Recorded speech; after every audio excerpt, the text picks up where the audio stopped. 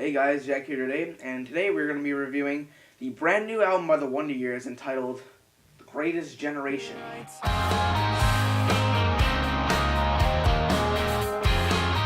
Wonder Years are a band from South Philadelphia, and they are a pop punk band. Their first album was entitled Get Stoked on It, and it was mostly happy music. It was basically about Kool-Aid Man and the Captain Crunch guy getting in affairs. Their second album, which is probably their most popular album, The Upsides, mostly about getting better, as you can hear in some of the songs. Their third album, Suburbia Giving You All Now Nothing, it's basically based off a poem by Allen Ginsberg, and it's mostly about your hometown and basically getting better again.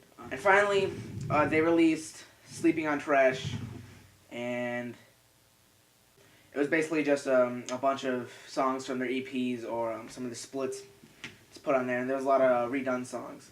But after their new album, The Greatest Generation, I feel like this album is more serious. The fact that it's really supposed to deal with Soupy or Dan Campbell and him getting over depression and anxiety. The first song on this album is called There There, and it's basically starts off slow. It's kind of like all the other songs. It's kind of like all the other first songs off their other albums, where it's basically a slow opening, soft intro, and then it moves in to a ballad, sort of.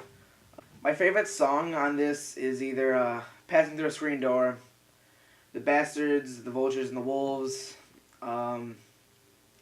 Cul-de-sacs, and Devil in My Bloodstream. My most favorite song on this album would have to be The Devil in My Bloodstream, because it's mostly about Soupy and him growing up and how he didn't have much when he was growing up, but it's a really good song about growing up, hardships, and also I Just Want to Sell at My Funeral is also a very good song, and it's a good way to end it.